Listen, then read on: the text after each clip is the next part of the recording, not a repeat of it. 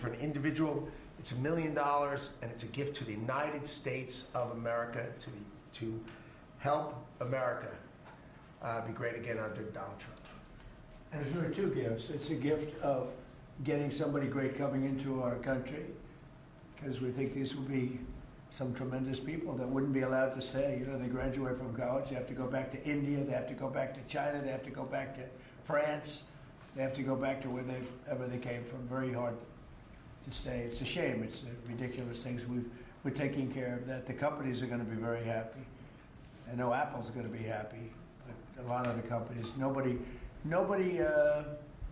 talked to me more about it than Tim Cook. He said it's a real problem, and it's not going to be a problem anymore. As you know, they used to send people up to Canada and other places, other countries, so we solved that. And the other thing is it'll take in, we think, probably billions of dollars that will go to the Treasury of the United States, that will go to an account where we can do things positive for the country. So it'll be a great thing. We'll take in, I think, billions of dollars. Many billions of dollars, even. So that's very exciting. The Trump accounts are doing really well. We have a man on my right, Michael Dell, who's an extraordinary person. His wife is even more extraordinary. I think I can say that. They have such a good relationship, she's an extraordinary person. Absolutely. Right? Got a great wife. But they're two great people, and as you know, last week Michael contributed $6,250 million. And this is just something that's so special. So many people are in love with that. He understood it right from the beginning. It was his idea, and he understood it right from the beginning. Could you give maybe just a little description of why you loved it for such a long period of time? And we were able to get it through the great big beautiful bill, basically. That's how what gave us the authorization to do it. Michael, please. Yeah, absolutely, sir. So, when we first heard about this idea, the idea was that the government would give $1,000 to a newborn baby in an account that they would own, and it would go in essentially the S&P 500 and compound. And when the child becomes 18, they could use that money to go to college, to buy a home, to start a business, to continue saving. And I thought that was a great idea. I thought it'd be great if companies matched the government's contribution, which we're doing. A lot of the companies around the table have committed to doing that. And also thought about this is, wow, this is going to be like a platform for families and communities and philanthropists to contribute to those accounts. And so we originally started with the idea of, well, what if we gave some money to all the kids in our home state of Texas, right? We thought that would be a nice thing to do. That's still a lot. Yeah, there is. 1 out of 10 new kids in America born in Texas. Yeah, it's pretty good. Happen to be a fan of the state of Texas. But anyway, we thought about it some more, and we thought, this is going to be something really special. We have a foundation. It focuses on children. It's been around for 26 years. And we said, well, why don't we go bigger? And so we talked about it. And, now that the Investment America Act is a law, which that in itself is a incredible thing that occurred, it does create a platform. And we were super happy to announce that we would give, $250. We arrived at $250 because next year will be the 250th birthday of America and 25 million children. We thought that was a nice thing to do because it would include most of the children that are 10 and under, that are not part of the government program, that live in zip codes where the median income is less than $150,000. And that was also an important part of our contribution. And I do believe there will be a number of other large gifts announced. I've already spoken with a few that will be announcing gifts at the state level, right? And more to come. Yeah. It's amazing, and it's amazing the vision you have, but that's why you're so successful, frankly. And to think that Michael started off with not a lot of money, I would say, right? not too much, like very little. And he can give a gift of $6,250,000,000, and I know he said he's going to do a lot more. It's pretty amazing. It's really a beautiful thing to watch. So great for our country. So we have the Trump accounts are doing really well, and it's become, I have to tell you, just everyone's talking about it, you know, beyond what I would have even thought. And it's going to make some young people relatively very wealthy. And in some cases, I mean, they could really be off to a great start. So some people have had that advantage, and some people haven't. But it's a wonderful thing. Thank you to you and your beautiful wife. Thank you, sir. So it's a pleasure to welcome so many brilliant minds and distinguished business leaders back to the White House. I love these brilliant minds, including Michael Dell of Dell Technologies, who makes a great product. And I want to thank him for what he's done. We just discussed the accounts. We also are grateful to be joined by Enrique Lores of HP. So thank you very much, Enrique. Great job you're doing. Antonio Neri of HP Enterprise. Thank you very much. What's the difference between HP and HP Enterprise? We focus on the cloud security, networking, and large systems. The cloud's good. People have done very well with the cloud. That's great. Arvind Krishna of IBM, who's actually become, I would say, a legend. The job he's done. He's taken the stock from a rather low price to a very nice price. I won't say high because I'm sure you're going to say it's going to go up a lot more, right? So I can't say a high price. But he took IBM into a new stratosphere that nobody, I think, saw. If you go back to before when he took over the company, nobody would have even imagined that you'd be able to do what you've done. So congratulations, become a good friend. Cristiano Amon of Qualcomm, and thank you very much. Congratulations and success. I know a lot about your company. You've done amazing. An executive director of the Technology CEO Council, Bruce Mailman. So, thank you very much. I think that these people know each other. We're going to be talking a little bit about technology today, and we'll take a few of your questions about technology. I'm sure you probably won't have too many of those questions. You'll be asking about some other things, right, Bruce? Our administration is committed to total dominance in technology. Right now, we're leading artificial intelligence by a lot. And I think, you look at what's going up, and we're writing rules, regulations. We want to keep it at the federal government level, so it's simple for the companies, very important, frankly. And I think we're pretty well committed. I spoke to some of the senators today, and I think we're committed to do that. We want to make it as simple as possible, as easy, because you're competing with some very big sources, and we want to stay number one by a lot. We're leading the world in building new data centers and new semiconductor and chip manufacturing facilities and new capacity for AI. And we're unleashing all of the forms, literally all forms of energy and natural gas and oil to clean, beautiful coal and safe, reliable nuclear power. And I'm giving them approval to, when they build these massive plants that cost $50 billion. You know, it used to be that for $50 million, you could build a nice little shopping center. But for $500 million, you could build one of the biggest, most beautiful centers. And now they're talking about $50 billion. So explain that one. These buildings are, there's never been anything. There's never been anything like that. So you're all involved in that. It's pretty amazing.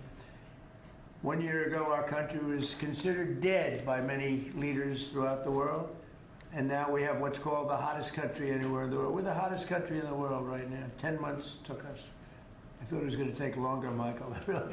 I didn't think we were going to have this success this soon. We have over $18 trillion being invested. So much of it by, like you're in for a lot. What's the number that you're looking at? 150. 150 billion. That's good. I don't know, Michael. Am I allowed to ask you? You already gave $6,250,000,000. Do you have you stated a number that you're at for investment, future investment?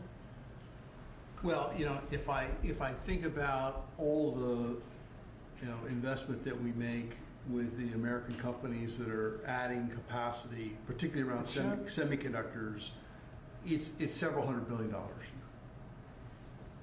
I think that's right. It's pretty good. Yeah, pretty good. It makes the 6 billion sound very, very small. That's very good. Antonio, what about you guys? What about you and Enrique? How's that going? Well, Have you announced a number or anything? No, I'm actually happy to share with you. Over the next few years, we're going to invest an additional 3.5 billion building secure manufacturing. We build the largest supercomputer for the United States government that supports both the DoD and DOE. So in the next 18 months, we're going to build the largest 5 supercomputers that will keep the United States ahead of the game, both in life science and AI, but also to keep ahead owning the entire stack at the national security level. Great. Are you doing that separately? Are you doing it together or No, separate? we are totally separate company. Totally separate, right? From our side, we invest in the US over $18 billion per year. So if Yeah. you look at the next 5, That's right. it will be close to $100 billion. And we are going to be investing in AI at the edge, not only on data centers, but how to make AI available to customers in PCs, in headsets, in devices that they will be Right, using right. every day. Which is So it's the over next frontier. $100 billion. Yes, And you're doing well. HP is doing really well. yes. That's great. We're competing hard with Michael, but we're doing well. Are you direct competitors? Yes. Huh? You That's are? it. That's why they're on different sides of the table, sir. The old days would say, why don't you make a deal? I guess now it's not so easy to make We a can deal. have an arm wrestling match now. Yeah, so right. if you want to. And Cristiano, you've been amazing, right? Your company with the investments. How are you doing with We're doing investments? great. I think, Mr. President, you have a great decision. I think when you drove our company to continue to be innovating, and I think we're doing very good. We've been, in addition of doing phones, I think we're now, our chips are going to every car company in the world, all the car companies. We're entering into the robotics. There's a lot of growth in robotics and the data center. New smart glasses going to be the future mobile devices. Industrial, I think a lot of the drive towards manufacturing the country is driving a lot of technology for smart manufacturing. We're making chips for that. So I think we're very excited. And I think, like Michael, I think the number of industries our chips are being enabling is driving hundreds of billions of dollar investments in. And most important for us, semiconductor manufacturing is very important. So we are going to be customer of the fabs that are being built in the United States by TSMC and Samsung. So That's we're great. just going Yeah, to keep that's going big stuff. forward. Yeah, those investments are very important, and we are all customers of those fabs. to be Those clear. two are my customers too. So Yeah. Memory stuff? Memory? we do the memory. We do a lot of the Who's the king of memory? It's Micron and Micron's- SK Hynix. and Micron's Samsung. another one doing very Yes. well. That's great. Yeah, I heard you're doing fantastically. Congratulations. Thank you. Thank you, Mr. President. The stock market has set a 51, think of this, 51 all-time record highs during the last 10 months. 51. You guys are big beneficiaries. You're setting the records, right? It's amazing. 51 times we've hit a new high. And in the history of our country, if you think about it, 51 times during the last 10 months. And Bruce, let me ask you, pull these people all together. How's it looking for technology? A lot of global competition, but you'd rather be playing our hand than any other hand in the world. I think so. We have a good hand right now, don't we? Joe Biden secured just really much less than $8 trillion of new investments in 4 years. And in 10 months, we secured more than $18 trillion. So 18 times the amount in 10 months what they did in 4 years. And they would have gone negative. They were heading toward negative. In other words, not $1 trillion, but it could have been 3 or 4 or 5 trillion less because people were leaving. So it was a big turnaround in 10 months. The $18 trillion, it's a record. There's never been a country that's gotten anywhere near that. In the Middle East, when I left the Middle East, we brought back $3 trillion and lots of Boeing airplanes, like 300. And Boeing gave me the award for the greatest salesman in the history of Boeing, which was a nice little award. I have a little plaque. The greatest, I think I've sold 1,000 Boeing planes. Can you believe it? Now all they have to do is make them. Okay? They got to make them, but they will. But we have made historic trade deals with the United Kingdom, China, Indonesia, Vietnam, Japan, the EU, Malaysia, Cambodia, El Salvador, Argentina, Ecuador, Guatemala, Switzerland, Liechtenstein, Thailand, and South Korea, and many others. And a lot of it's based on the November 5th election result, which was a massive victory. We won all 7 swing states, the popular vote. We won the Electoral College by a landslide. We won counties. The counties, they do I don't know, to me it's the most accurate of all in many ways. We're 2,700 counties against 525. That's pretty good, right, Cristiano? Pretty good. 2,700 against 525. That's why when you see the maps are all red, except for two little blue lines on the right and the left side of the map. They're probably changing too. Americans are great builders, and in the Trump administration, America is once again a country where innovators get a green light. You have the greatest innovators in the world at this table, and representing a lot of their friends who are competitors and friends. But we're really on a big move to get rid of red tape so they can run their businesses and not have to wait 10 years for an approval. In the old days, getting some of these approvals for plants that are already being built would have taken 10, 15, even 20 years prior to rejection. You get rejected. You'd work 20 years and then you'd lose 5 to 4. And we're getting plants approved in a matter of weeks. The biggest plants ever built in a matter of weeks. For every new regulation, we're slashing more than 10 old regulations. So we're not allowing regulations unless they slash 10 old regulations. We did that in the first term, and we cut more regulation than any administration ever. In our first term, we have the all-time record. I think we're exceeding it here. In fact, now it's 1 in 24 is the number we're at. It's 1 in 10 you have to do, otherwise we're not letting you do it. But we're actually up to 1 in 24, so we get rid of 24 regulations for everyone. That's not a bad deal, right?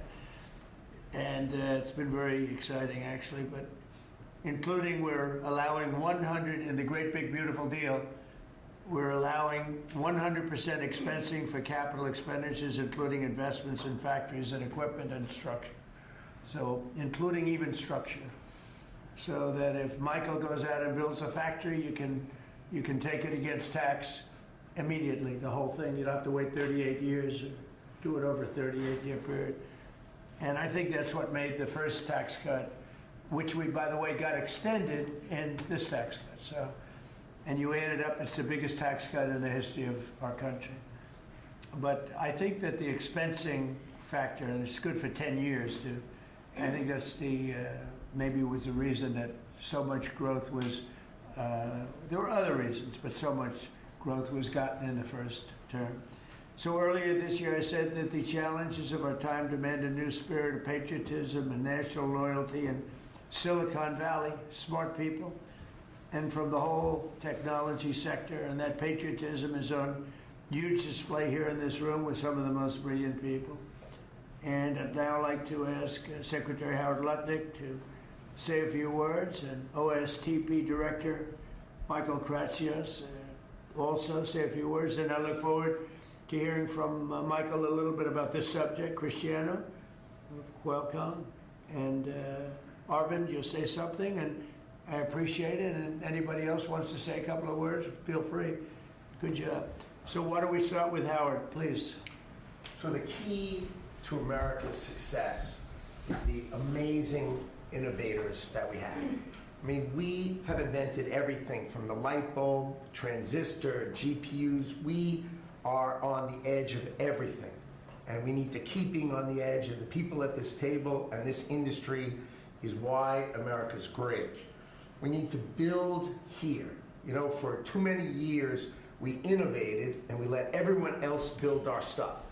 And we just can't do it anymore. So with President Trump coming and winning the election on November 5th, we changed that, and now we're going to build it here. You've done everything you can, and you've heard trillions and trillions of dollars of technology build coming home to America to protect and defend us and use our innovations here. You're driving interest rates lower, and you're going to continue to drive them lower. That makes it cheaper. It makes it more exciting to build here. You're blowing out the regulatory deep state so that people can build here and do it fast. And the last thing is, because of our investment in energy, that drive down the cost of energy for all Americans, including the people who are building here. Drive down the cost of energy. It's great for America. Put all of that together, and you're going to see the greatest growth the United States of America has ever seen. You're going to see north of 4% next year, and then it's going to go up from there to 5s and 6s. This president's going to drive the greatest GDP growth, led by the tech sector coming home and driving growth. Well, thank you. You know, one of the things I'd like to say just before going over to Michael, and this Michael, and then we'll have this Michael, all right? But one of the things I'd like to say is, in the old days, when you announced really good results in this country, the stock market went up. And that's the way it should be. And we're going back to that. Because otherwise you can never really attain true greatness. In other words, GDP at 4. Oh, 4 is so high. Let's raise interest rates and kill it. And we're going to go back to the old days. When we announce great results, it doesn't mean we're going to raise interest rates and try and kill it. It means that instead of 4% GDP or 3%, which I said so wonderful, 3%, it should be able to be 20 or 25%. I don't know why it can't be. You shouldn't kill it. And so we hope that if this country announces great results, because you're going to see great results over the next couple of years, all these plants, and I'm not just talking about AI, we have the biggest number of auto plants planned. Toyota just announced $10 billion in plants built various couple of locations, few locations in the country, just a little while ago. They're all coming here. They're coming here because of tariffs, because they don't want to pay tariffs, but they're coming here because of the election and the mindset. But when we announce good results, the market should go up. Now it's when you announce good results, Michael, the market goes down because they say, oh, that means things are good. That means we're going to kill it by raising interest rates. I think it's really wrong. It should be the opposite of what it is now. It should be the way it used to be. We announce good results, the market should go up, and we should keep driving it up and have it keep going up and let it be much, much bigger, much, much better. And, you know, growth doesn't mean inflation. They're always afraid that, oh, we have, and if there is inflation, that's okay, then we can slow it down.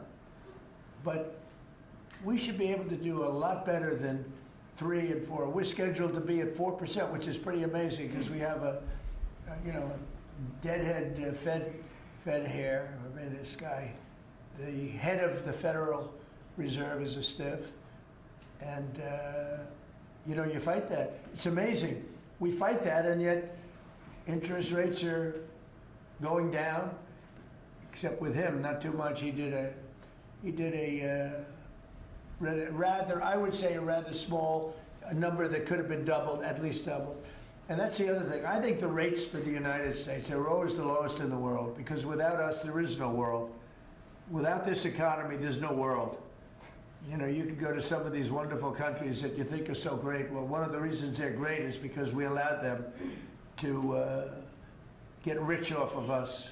We didn't charge them anything. You look at some of the deals. I don't want to say use Switzerland as an example, but Switzerland paid almost nothing in terms of a tariff or a tax or whatever you want to call it, license. They paid nothing, and you know they're paying now. They're paying a fair amount. I had them at 39%, but I decided to be nice. I was nice, and I think they like us a little bit better. But the money you're talking about is enormous. Our country is a very rich country, but if we do well, the market should go up and the value of our country should go up. And if we do poorly, the market then should go down.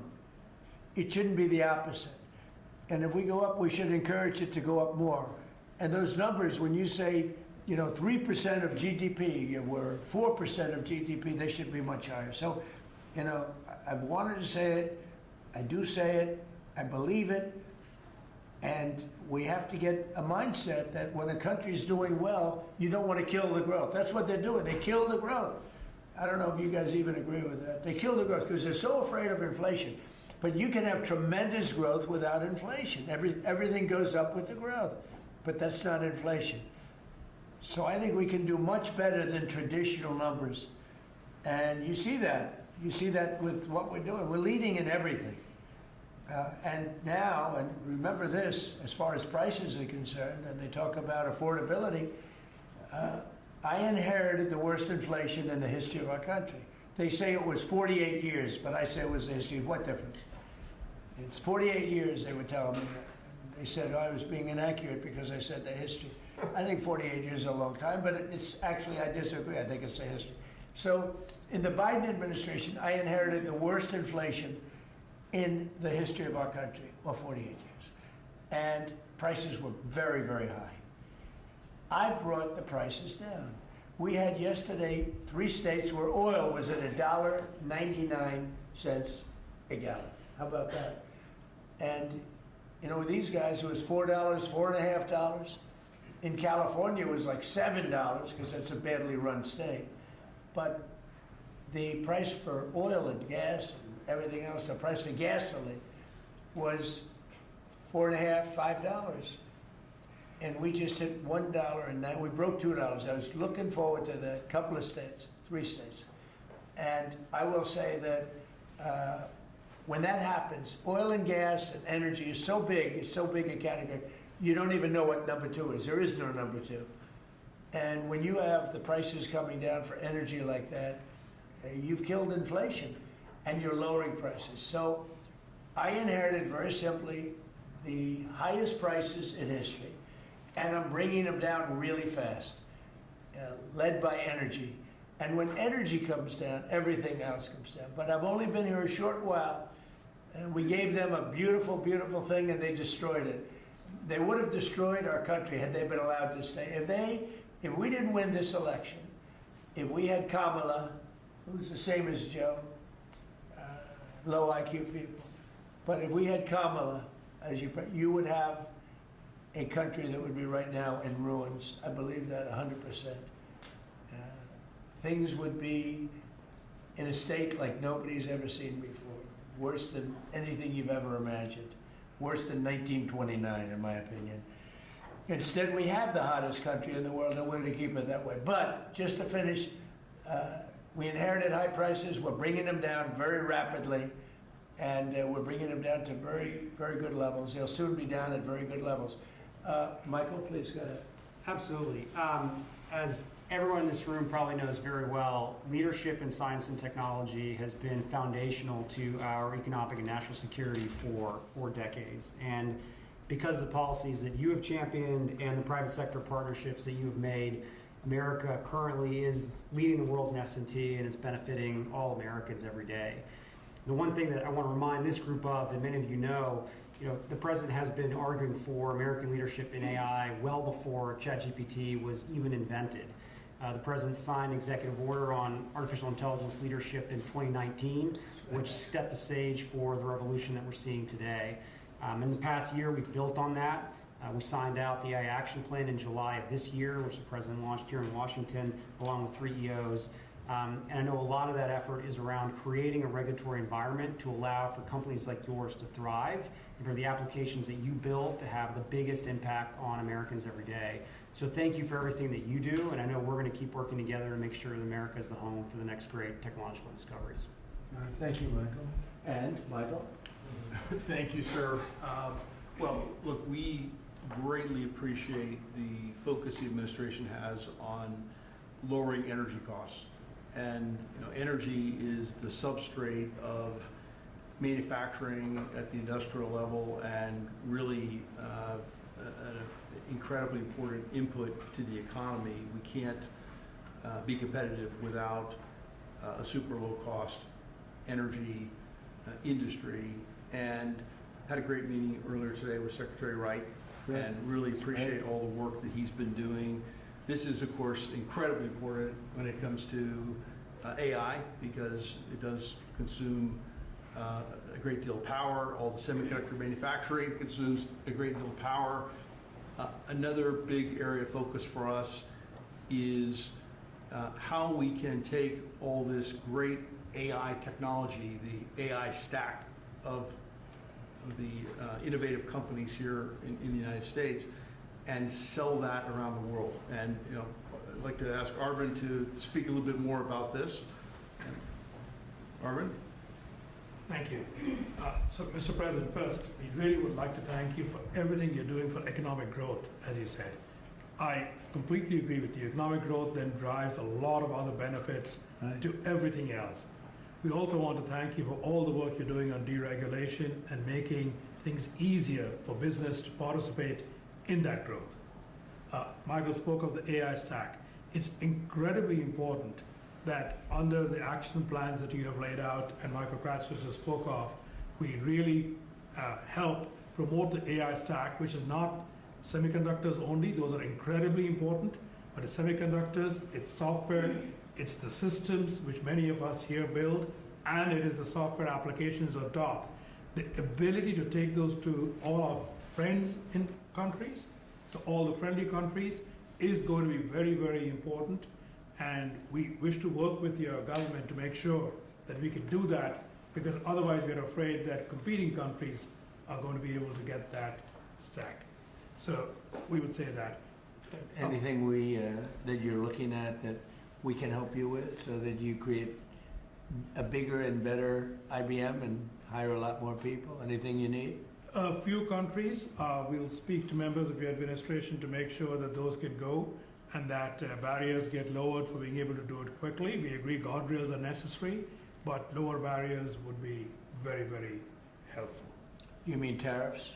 No. Because are these countries tariffing you any, making your life difficult? Are they doing anything else to make your life difficult? It's the ability to take certain systems which have semiconductors inside them into these countries. So right now, because we have controls on where all the semiconductors can go, then the entire system is restricted. That's what we want to do. The same as you. How many countries do that? Probably a half dozen. So I can tell you the countries already. I know. Yes. I know every country very well. And we have ways of combating that quickly. So you'll let me know. And the last part I'd like to say is I'd also like to thank you for all that you're doing to help modernize government itself, because we think that that's incredibly important. You made a number of announcements, but a couple that I'd just like to point out. We worked with Commissioner Frank Bisignano to help make Social Security better. So I would like to thank you for your help on that. And we'll work with him on making IRS. He's done a fantastic job. He is. Frank's great. He's done a great job, Frank. He's had a great career, actually left a tremendous career where his salary, I think, was 100 times greater than it is now. And he was at JP Morgan Chase, and he's doing he did a great job at Social Security quickly. And we hope to help him replicate that now at the IRS also. Very good. Thank you very much. Good job. Cristiano, please. Yes, just a few points. I think, first of all, Mr. President, thank you for your vision. Thank you for understanding the importance of the American private sector in industry, I think, and the growth of the economy. I want to just build on some of the things that were said by my colleagues. I think we have built probably one of the most advanced technologies in the world, and part of it is because I think the commitment to innovation that we have in the country, but also the fact that it has been American technology for the world. So I think we have an incredible opportunity. When I think about what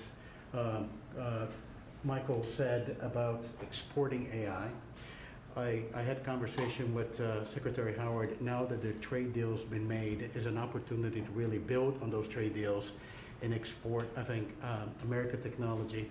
And also, as we think about the technology, it's an important vector to drive the reindustrialization, I think, of the country with technology. So we're incredibly excited about that. I think it's a big opportunity. I think it's the next wave of growth that we can build on those trade agreements. And I think it resonates with also Arvind said about the importance of the American technology stack.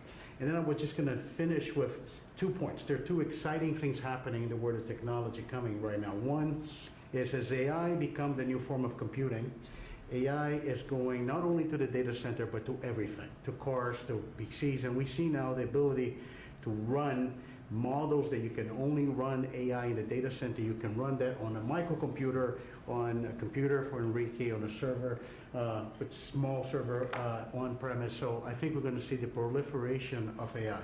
The other one is 6G. We had made a commitment working with your administration, working with FCC. We're going to accelerate 6G. We're working to launch first in the world in the LA Olympics. And I think that's another opportunity for America to lead in the next wireless evolution. So thank you. I thank you for the opportunity. Thank you for the partnership. And we're going to be hard at work, I think, driving that agenda. So we're into 6G now. Huh? I just finished 5G. I was a leader on 5G getting that done. And now they're up to 6. Let's do it again. What does that do? Give you a little bit deeper view into somebody's skin? See how perfect it is? I like the cameras the old days. So they just had a nice feature. Now they cover every little. Let's see, Michael, you're in good shape. You're not gonna. But I tell you, it's the 6 is coming, huh? It's coming. Does it ever end? And what happens? You'll be into 7, right? Before 6 gets old, you'll be into 7. Anybody have anything else to say?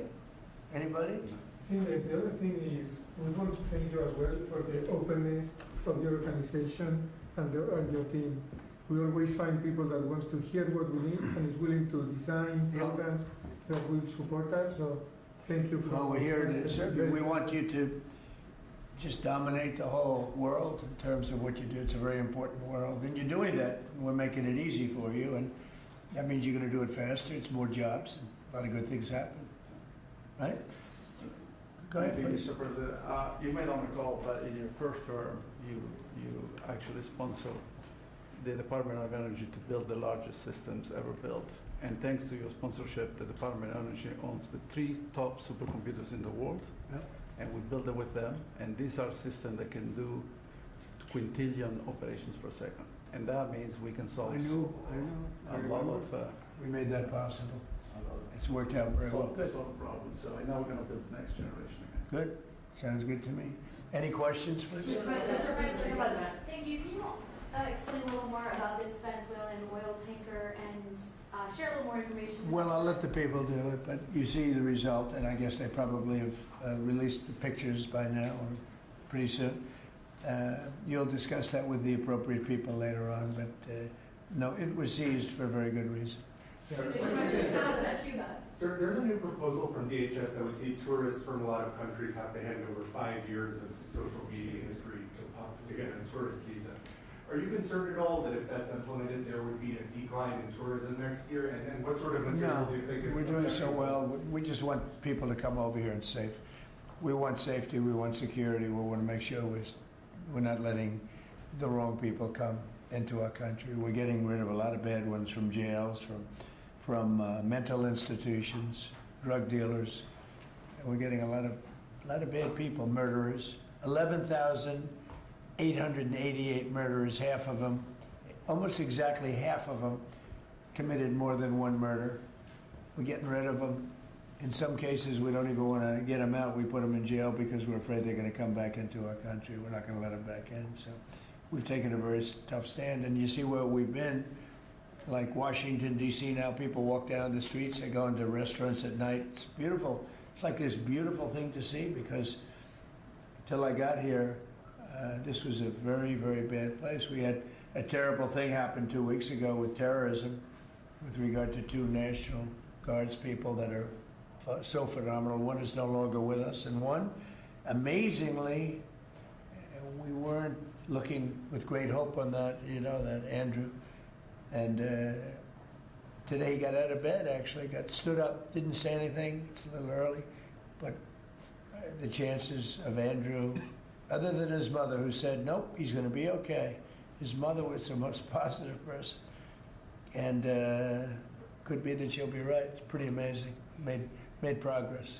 It was, both of them were so badly hurt, we never thought that one could survive. So it looks like Andrew's doing pretty well.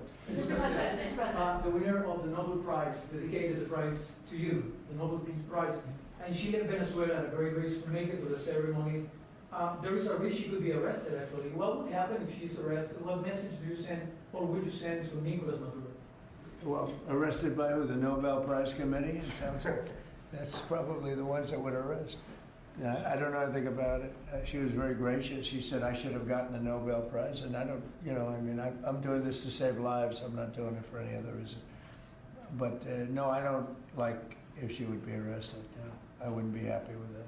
Mr. President, Senate Republicans currently have a healthcare proposal that would take away, let those ACA subsidies expire and then put about $1,000 in people's HSAs. Do you think that is enough money, and how do you ensure that people who will see those tax subsidies expire won't see their healthcare costs skyrocket? Well, the Unaffordable Care Act, which is Obamacare, they call it now the unaffordable because it's unaffordable. It used to be called the affordable, but it was never affordable. It was always bad. It was basically designed for the benefit of insurance companies. And what we're doing is we want all of the billions and billions of dollars that went to insurance companies to go directly to the people, and they can buy their own health care. And people love it. I don't know if the Democrats are going to approve it because they want the insurance companies to make money. It was a scam. Obamacare was a scam. But we're going to see. I mean, the Republicans, I can tell you, want the money to go to the people. And we're winning that battle. The Democrats are having a hard time with it because they're in the pocket of the insurance companies. Yes, please. Yes, we spoke to some European leaders today, I think, sir. I did. Could you tell us about that? And is there a new revised peace plan that Ukraine has presented?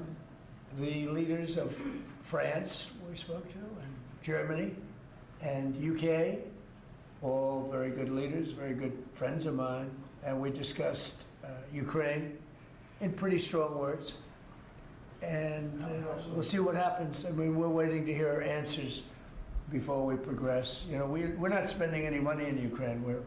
We're selling basically missiles and everything else to NATO, and NATO is paying us, and then they distribute it to who they want. I guess they're mostly distributing to Ukraine, but we're not spending money. But you know what we are? We're spending a lot of time and a lot of effort. Because last month, 27,000 soldiers were killed. Both, think of it, 27,000. That's if you take a football game and take half the stadium, that's 27,000.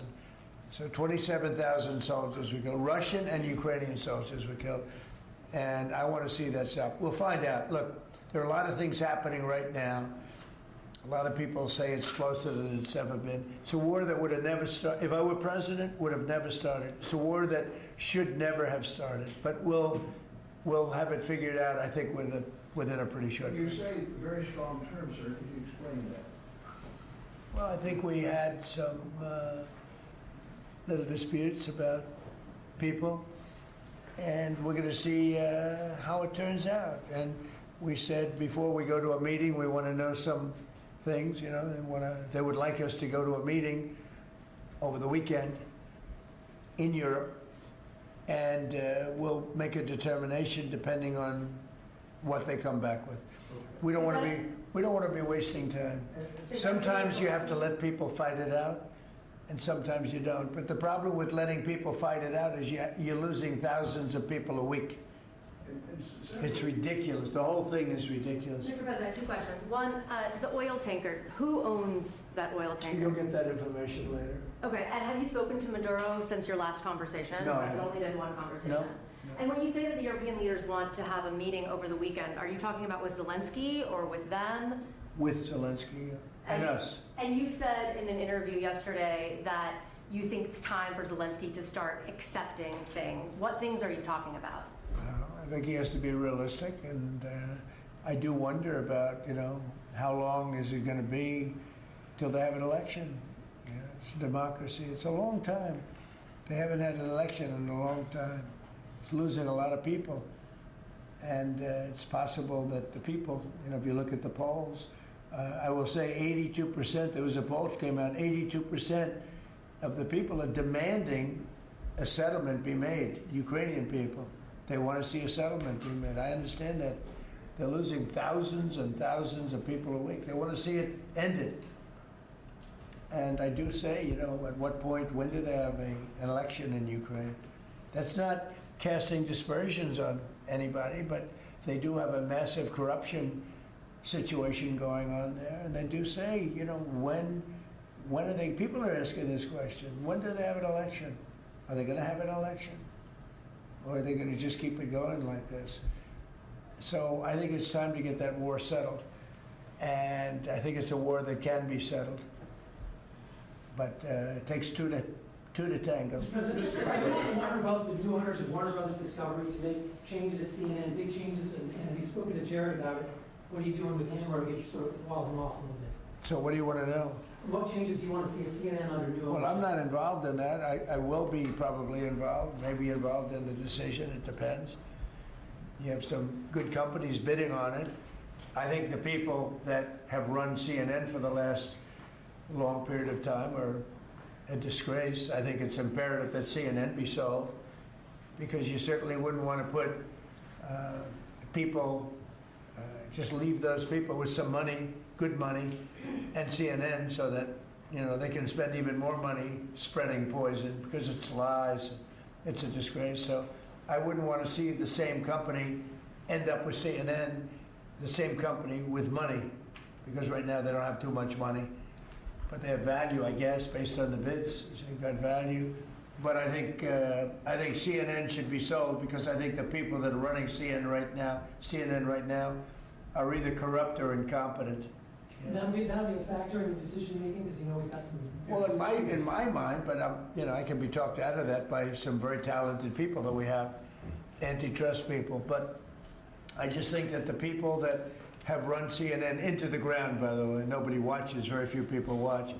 I don't think they should be entrusted with running CNN any longer. So I think any deal should be guaranteed and certain that CNN is part of it, or sold separately. But I don't think the people that are running that company right now and running CNN, which is a very dishonest group of people, I don't think that should be allowed to continue. I think CNN should be sold along with everything else.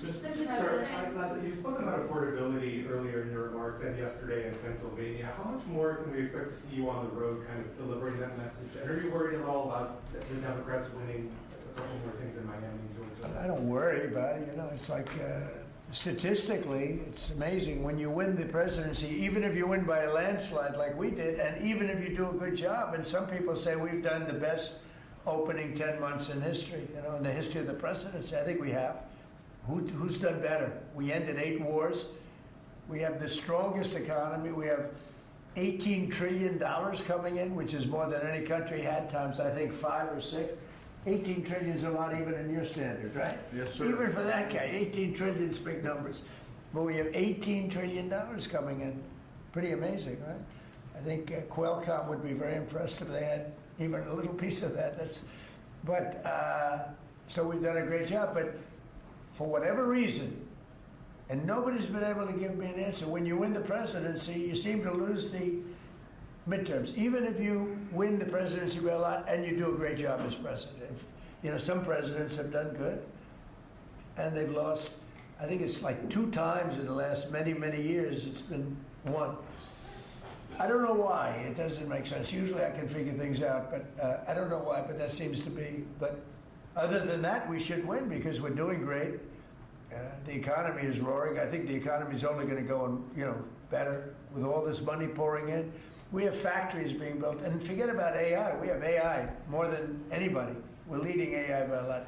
But we have many car companies coming in from Canada, from Mexico. They're closing up. They're coming in from Mexico. They're coming in from Canada, from Japan, from Europe, all over Europe, Germany, all over Europe. We're doing great. But for whatever reason, it doesn't matter how well they're doing, good and bad. The bad you understand, but even when a president's doing well, they seem to not do well in the midterms. So we're going to try and change it. There should be no reason for it. If anybody at the table can figure out, Bruce, a nice psychological reason, but so I want to win, and winning the midterms is important. People want us to win the midterms, and I think we have great spirit. We should win the midterms, yeah. Under Joe Biden's administration, and during COVID specifically, Biden removed the safety standards on abortion drugs. now I'm hearing from a lot of pro-lifers that they're very anxious because yesterday Bloomberg reported that your FDA is slow walking a review of the abortion drugs that Secretary Kennedy promised. Yeah, How soon do you want to see that? I'll find out. I'll ask them. Do you want to see it? I don't think they're slow walking anything, but I'll find out. Yeah. Mr. President, Any update on the clashes between Thailand and Cambodia? Sir? Yeah, I think I'll have to make a phone call. I was going to say that the Thailand and Cambodia, one of the 8 that I settled, they've been fighting for a long time. They've been fighting for a very long time, many, many, many decades. But I got along great with both. I found they were 2 great leaders, 2 great people, and I settled it once. I think I can do it pretty quickly. I think we're scheduling a phone call tomorrow. Mr. President. With Thailand. On the Fed chair. With Thailand, if you just to answer, Steve, with Thailand and Cambodia, I think I can get them to stop fighting. Who else can do that? Think of it. Settled 8 wars. Every once in a while, one will flame up again, and I have to put out that little flame. I have to put it out, but we're going to put it out again. So I think I'm scheduled to speak to them tomorrow and see if I can. It was unfortunate what happened. I mean, I know exactly what happened. It got it started a little bit, but we'll see if we can put it out. We're interested in the seizure of this tanker. What happens to the oil on that ship? Well, we keep it, I guess. Where does it go? What port does it go to? Well, you have to follow the tanker. You're a good newsman. Just follow the tanker. Do you know where it was going? Was it going Follow to it. China? Get a helicopter and follow the tanker. Is it true it's going to But we're Cuba? I assume we're gonna keep the oil. Mr. President, on Fed Chair, Kevin Hassett said you were going to announce your decision within the next 2 weeks. Is that correct? Maybe. Are you doing your interviews with finalists today? Well, I'm meeting with Kevin Warsh today, so I'm meeting with him. And I sort of have a very good idea what I'm looking for. Again, I'm looking for somebody that will be honest with interest rates. That's all. I just want honesty. Our rate should be much lower. Our rate should be the lowest rates in the world. Because all these countries that you see, with low rates, many of them are low because of us, because they suck so much money out of us. But that's not happening anymore. We should have the lowest rates in the world. And without us, none of them really exist as an economy. I mean, I can show you these really prime, really wonderful countries. They've had nothing but success. It's because they took so much out of the United States. I mean, it's one of those little problems. I want to see that when we do well, we're rewarded for doing well, not the way it's been for the last pretty long period of time. Are you asking these finalists to pledge to lower rates? Are you asking these finalists to pledge to lower rates if they become the chair? No, I'll be asking questions and I'll be able to figure it out. Mr. President, we have 3 countries sending drugs to the U.S., Mexico, Venezuela, and Colombia. And you talked to the president of Mexico, you already talked to Nicolas Maduro. Have you considered talking to the president of Colombia, who you called a drug leader? No, I haven't really thought too much about him. He's been fairly hostile to the United States, and I haven't given him a lot of thought. He's going to have himself some big problems if he doesn't wise up. Colombia is producing a lot of drugs. They have cocaine factories that they make cocaine, as you know, and they sell it right into the United States. So he better wise up, or he'll be next. He'll be next too. And I hope he's listening. He's going to be next. Yes, Mr. President. because we don't like people when they kill people. And they sell drugs. They kill them in the United States. And Colombia is a major manufacturer of drugs, meaning cocaine in particular, as you know. Thank you, Mr. President. Thank you. Multiple House Republicans in recent weeks, days, have been critical of Speaker Mike Johnson.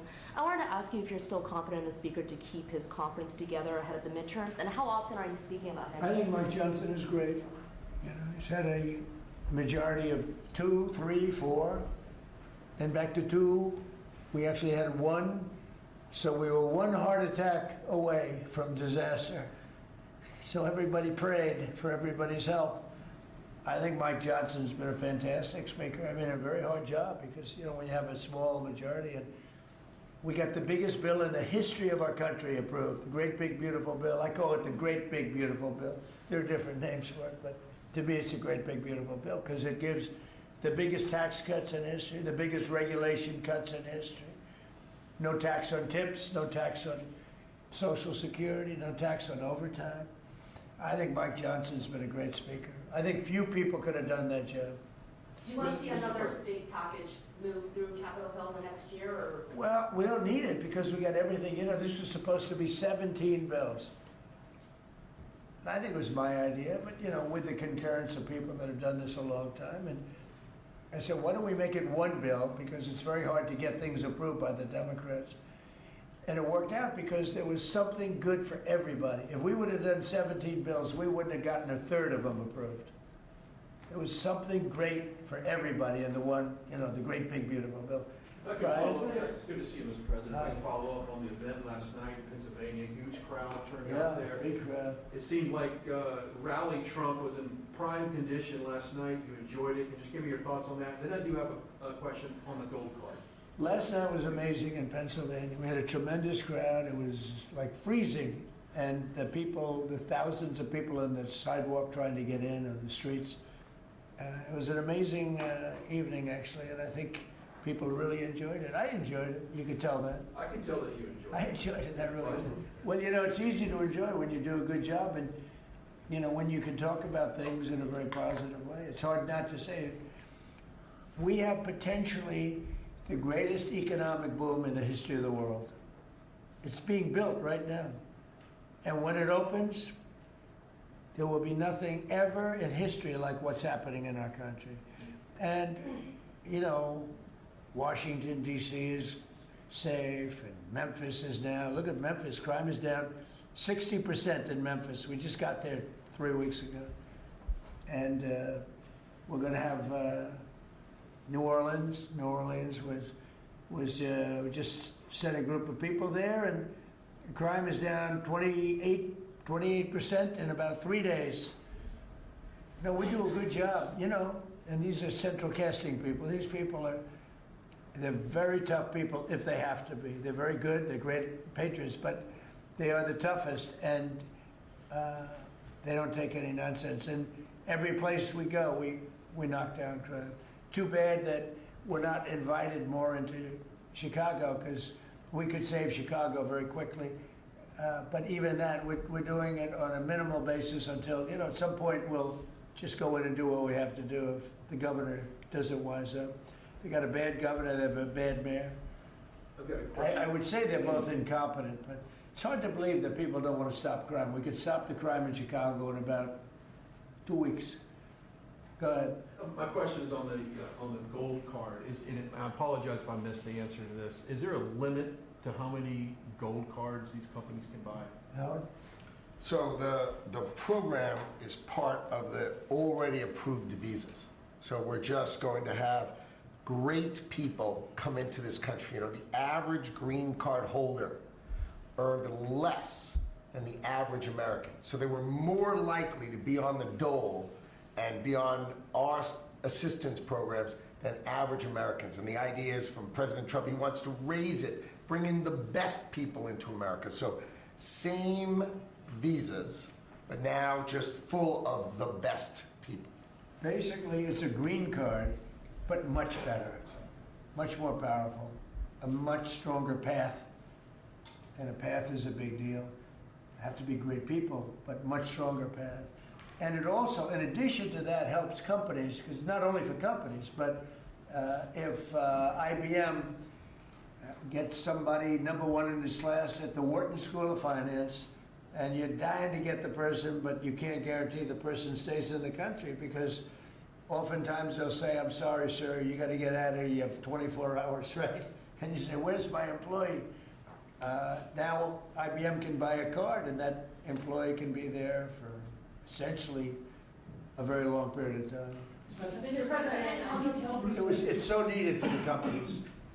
You know, it's needed for others, but really it's basically a much better form of a green card. And you can't get green cards. They are impossible to get. This is much better than a green card. Yeah. Yes, so did you tell Bruce Blinken not to run for governor, or that she should think about not running for governor?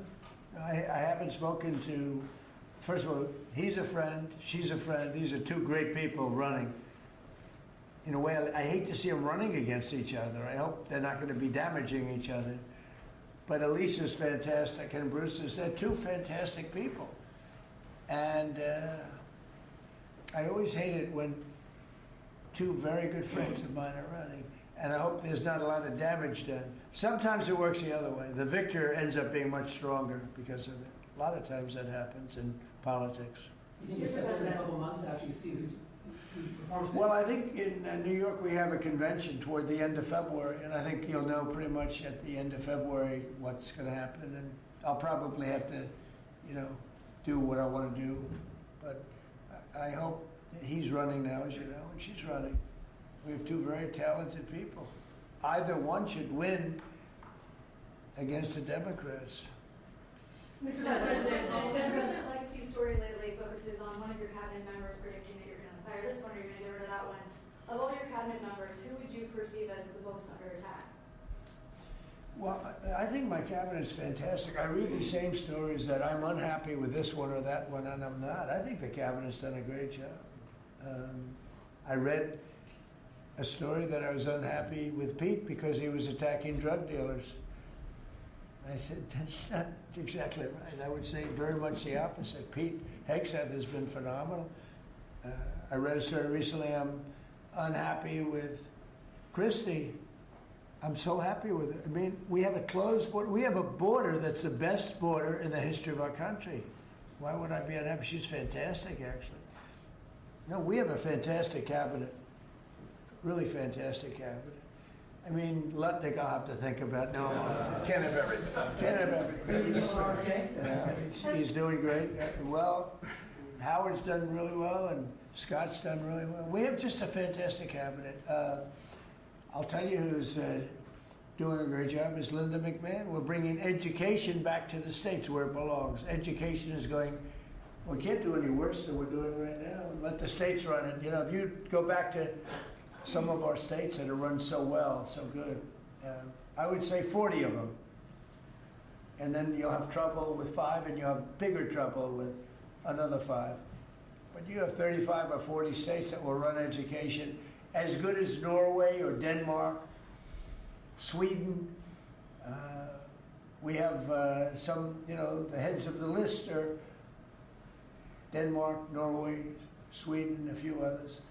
I think if you go to Iowa and you go to Indiana and you go to, I can name a lot of states, I think it would be almost the equivalent or maybe better. But you can't run a school system in Iowa from Washington, D.C. Yeah. Sir, the Gaza plan, when do you expect to announce the members of the Board of Peace, the leadership of that? Well, we'll do it early next year.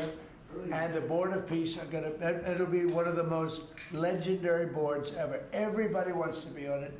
It's mostly going to be, I guess, we weren't thinking about it that way, but they want to all do it. Basically, it'll be the heads of the most important countries. Mr. President. They all want to be on. It wasn't really planned. We thought we were going to get very distinguished people that do that kind of thing for a living. But really, it looks like it's turning out to be, they want to be on the heads, the kings and the presidents, prime ministers, they all want to be on the Board of Peace. Mr. President, on the video follow-up to last night's rally, can you clarify, you have called the affordability crisis as a Democratic hoax, but you also want to make America affordable again? No, the word that they use is a hoax, and because they're the ones that caused the problem. I'm talking about when you're trying to say it a different way. Now, it's pretty simple, though, if you listen.